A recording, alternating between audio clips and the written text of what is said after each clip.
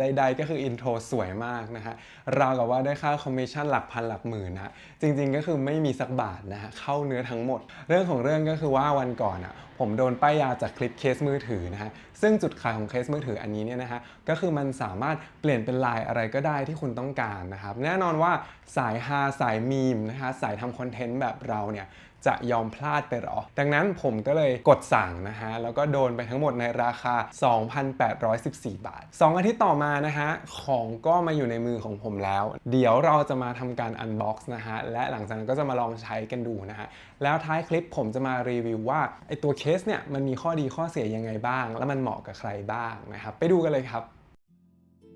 เอาละครับบนกล่องที่เขาส่งไปรษณีย์มาให้นะฮะจะเห็นชื่อยี่ห้อก็คือ Re Inkstone นะครับเป็นบริษัทจากจีนนะฮะตั้งอยู่ที่เซินเจิ้นนะฮะเอาจริงๆแล้วเนี่ยตอนแรกผมเข้าไปดูในเว็บเนี่ยก็แบบรู้สึกว่าจะโดนหลอกหรือเปล่าเพราะว่าเว็บเนี่ยนะฮะดูโล่งๆดูโหวงๆนะฮะแต่ว่าเห็นครีเอเตอร์หลายท่านนะฮะเห็นครีเอเตอร์นานาชาติรีวิวอยู่ก็เลยคิดว่าไม่น่าจะมีปัญหาอะไรนะครับเปิดกล่องพัสดุมานะฮะเราก็จะเห็นเคสบรรจุอยู่ในกล่องอีกทีหนึ่งนะฮะตัวเคสตอนบรรจุอยู่ในกล่องเนี่ยเราก็จะเห็นว่ามันมีลายที่เขาสกรีนมาจากโรงงานให้แล้วนะฮะหลังกล่องเนี่ยก็จะมีข้อมูลให้ฟังก์ชันทั่วไปเกี่ยวกับเคสนะครับซึ่งเดี๋ยวเราจะมาคุยกันในรายละเอียดอีกทีนะครับเอกสารต่างๆที่เขาแถมมาให้เนี่ยนะฮะก็จะมีพวกประกันนะฮะมีวิธีการใช้งานเบื้องต้นและที่สำคัญก็คือมีข้อควรระวังตอนใส่และถอดเคสเพื่อไม่ให้เกิดความเสียหายกับทางหน้าจอนะครับซึ่งวิธีคิดง่ายๆนะก็คือว่าเราต้องใส่มือถือจากล่างขึ้นบนและถอดจากบนลงล่างครับผมในส่วนของหน้าจอที่เป็นจุดขายของเคสอันนี้เนี่ยนะฮะพูดง่ายๆก็คือว่ามันเหมือนเราเอา e-reader จอบ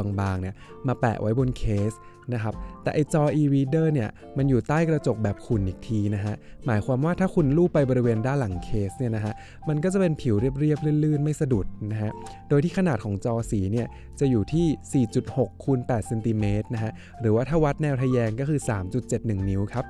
นอกจากจุดขายจะเป็นเรื่องของจอที่เปลี่ยนลายได้แล้วเนี่ยนะฮะผิวสัมผัสก็เป็นอีกอย่างที่น่าสนใจนะฮะเพราะว่าทางบริษัทเนี่ยเขาเคลมว่าผิวสัมผัสของเคสเนี่ยจะเหมือนกับด้านหลังของ iPhone 15 นะฮะที่มีความเป็นกระจกแบบขุ่นๆแต่ว่าสัมผัสแล้วลื่นๆมือนะฮะซึ่งผมก็รู้สึกว่ามันดูแพงดีนะฮะพวกปุ่มต่างๆเนี่ยก็ดูแข็งแรงดีนะฮะมีรูแขวนพวงกุญแจแถมให้ด้วยนะฮะข้อสังเกตอีกอย่างหนึ่งก็คือตัวเคสเนี่ยนะฮะมันไม่มีแม่เหล็กด้านในนะฮะดังนั้นอาจจะใช้กับอุปกรณ์ MagSafe ได้ค่อนข้างยากเพราะว่ามันแปะไม่ติดนะฮะเพราะว่าตัวเคสข้างหลังเนี่ยก็หนาพอสมควรเนื่องจากมีจอนั่นเองนะฮะดังนั้นคิดว่าแรงแม่เหล็กจากตัวอุปกรณ์ MagSafe ด้านนอกน่าจะส่งไปไม่ถึงเท่าไหร่นะฮะ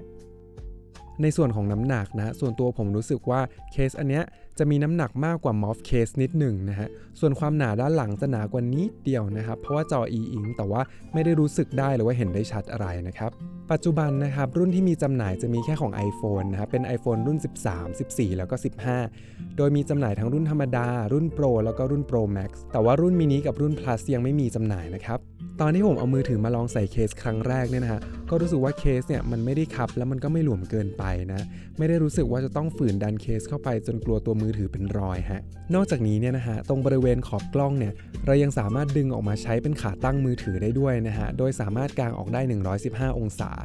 นะฮะซึ่งจุดประสงค์ของมันเนี่ยก็คือเอาไว้วางแนวนอนนั่นเองนะฮะเอาละครับเดี๋ยวเราจะมาดูกันนะฮะว่าเราจะเปลี่ยนลายบนเคสได้ยังไงนะครับหลักการง่ายๆเลยก็คือว่ามือถือของเราเนี่ยนะฮะจะส่งสัญญาณ NFC ไปที่จอนะฮะแล้วจอก็จะค่อยๆกระพริบปรับสีออกมาจนได้ตามที่เราต้องการนะฮะซึ่งเราสามารถใช้แอปพลิเคชันที่ชื่อว่า Re Inkstone ใน App Store เนี่ยในการเชื่อมต่อกับเคสนั่นเองครับซึ่งเจ้าตัวแอป Re Inkstone เนี่ยนะฮะก็ใช้ไม่ยากนะครับเบื้องต้นก็คือหลังจากลงทะเบียนแล้วเนี่ยไม่ว่าจะใช้อีเมลหรือว่าใช้โทรศัพท์มือถือเนี่ยนะฮะเราสามารถกดเพิ่มภาพได้เลยในหน้าแรกของแอปนะฮะหลังจากที่เลือกรูปเสร็จเนี่ยแอปก็จะให้เราตัดภาพตามสัดส่วนของจอนะฮะจากนั้นเราก็จะสามารถเลือกฟิลเตอร์เพื่อเลือกโทนสีที่ชอบและในขั้นตอนสุดท้ายเนี่ยเรายังจะสามารถเห็นพรีวิวด้วยว่าสีที่ปรากฏบนเคสเนี่ยมันจะออกมาเป็นแบบไหนนะฮะคุณอยากได้แบบขาวดำอยากได้แบบสี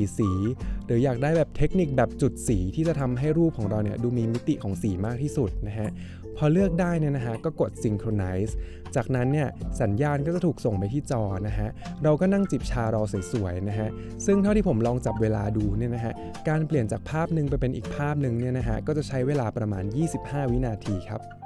ทางบริษัทเขาเคลมในเว็บไซต์ไว้ด้วยนะฮะว่าถ้าไม่เกิดความเสียหายที่เกิดจากอุบัติเหตุกับจอเนี่ยจอจะอยู่ได้อย่างน้อย2 ปีนะฮะ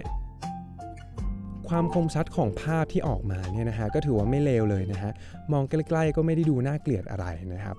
ซึ่งถ้ายังไม่มีไอเดียเนี่ยนะฮะในแอปก็มีรูปมาให้อยู่แล้วบ้างนะครับสามารถพิมพ์อะไรเข้าไปเพิ่มเองได้ด้วยนะฮะอาจจะจดโน้ตหรืออะไรก็ตามนะฮะแต่ลูกเล่นการแต่งภาพในแอปเนี่ยยังน้อยมากนะฮะฟอนต์ที่มีมาให้ก็ค่อนข้างน้อยก็เลยแนะนำว่าให้คุณเนี่ยทำภาพในแอปอื่นไม่ว่าจะเป็น Canva หรืออะไรก็ตามเนี่ยนะฮะแล้วค่อยเซฟและ Import เข้ามาจะสะดวกกว่านะครับ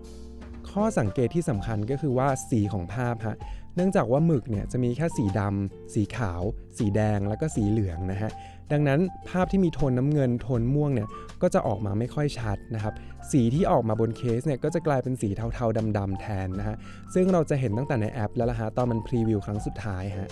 สุดท้ายมันก็เป็นเรื่องของความคิดสร้างสรรค์ส่วนบุคคลแล้วนะฮะว่าคุณจะเล่นกับหน้าจอนี้ยังไงให้มันครีเอทีฟที่สุดนะฮะคุณอาจจะเอาไพ่นำโชคไปใส่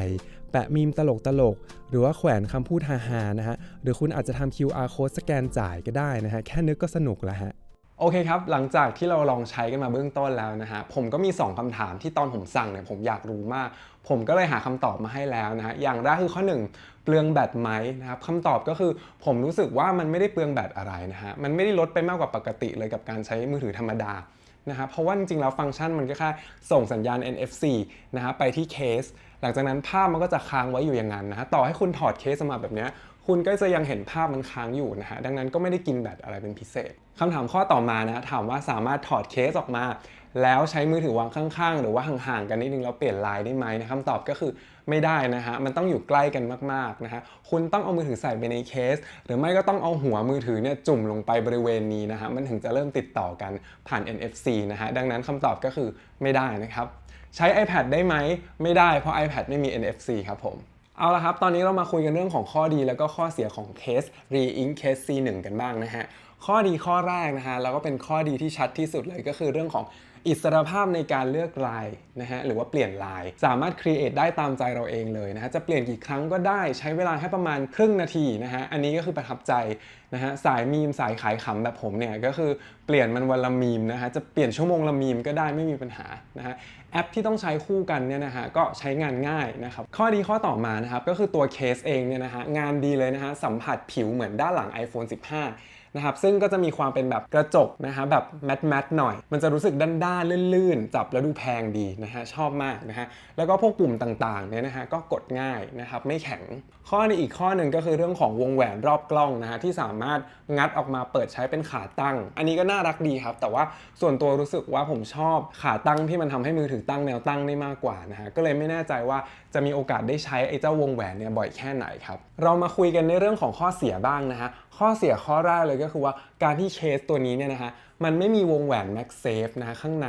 ทำให้แปะอะไรเนี่ยนะฮะก็ร่วงลงไปหมดเลยนะฮะไม่ว่าจะเป็นขาตั้งม็อบที่ผมเคยรีวิวนะฮะหรือว่าพวก MagSafe Stand ต่างๆที่ใช้ประจำเนี่ยพอเอาไปแปะเอาไปวางเนี่ยนะฮะยังไงก็คือร่วงยังดีที่ยังสามารถชาร์จแบบแนวนอนได้นะฮะก็คือเอาไปวางแล้วมันก็ชาร์จได้นะครับข้อเสียอีกข้อนะฮะที่ทำให้ผมรู้สึกเสียดายมากๆเลยก็คือว่าการที่จอเนี่ยนะฮะไม่สามารถแสดงโทนสีน้ำเงินม่วงๆได้เพราะว่ามีแต่สีดำขาวแดงแล้วก็เหลืองซึ่งสำหรับคนที่ชอบสีน้ำเงินสีแบบฟ้าๆสีอมม่วงแบบผมเนี่ยก็คือจะอดเล่นกับโทนสีนั้นซึ่งเป็นโทนสีโปรดนะฮะดังนั้นภาพที่ได้ออกมาเนี่ยมันก็จะออกแนวเป็นเทาๆดำๆแทนนะฮะเวลาเราใช้ภาพสีน้ำเงิน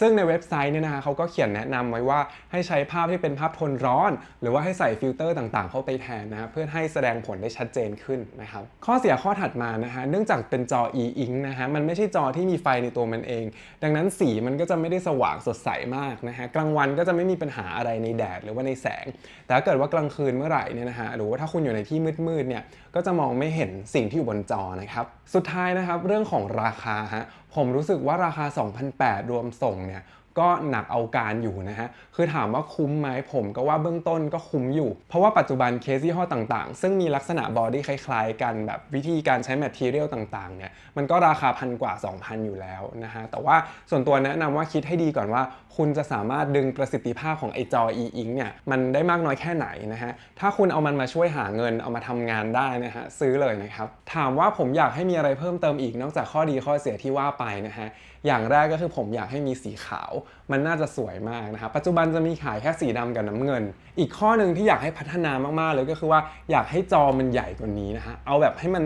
เต็มตาเต็มเคสไปเลยนะฮะน่าจะสะใจมากนะครับถ้าถามผมว่าเคสนี้เหมาะสำหรับใครนะผมก็จะตอบว่ามันเหมาะกับคนที่ชอบเปลี่ยนลายบ่อยๆนะฮะเหมาะกับสายมูสายมีมนะฮะสายพ่อค้าแม่ค้าสแกน QR code นะฮะสายจดโน้ตสายทำคอนเทนต์ต่างๆนะฮะแฟนคลับศิลปินที่มีเมนมีโอชิหลายคนนะฮะเปลี่ยนมันชั่วโมงละรูปได้เลยนะครับไม่มีปัญหาแต่ถ้าคุณมีพฤติกรรมเปลี่ยนมือถือบ่อยนะฮะซื้อง่ายขายเก่งเปลี่ยนทุกปีนะฮะการลงทุนซื้อเคสเกือบอนละ 3,000 เนี่ยมันก็อาจจะไม่คุ้มนะฮะไม่งั้นคุณก็ต้องไปหาที่ปล่อยต่อนะฮะวันนี้ก็ขอบคุณมากนะครับที่สละเวลาเข้ามารับชมนะฮะก็เดี๋ยวรอติดตามว่าวิดีโอหน้าจะมีอะไรมารีวิวอีกนะครับสงสัยหรืออยากให้ทำภาพอะไรให้ดูเป็นพิเศษเนี่ยนะฮะบอกในคอมเมนต์ได้เลยนะฮะด้วยความยินดียังไงถ้าถูกใจนะครับฝากกดไลค์กดแชร์กดซับให้ด้วยนะครับขอบคุณมากครับ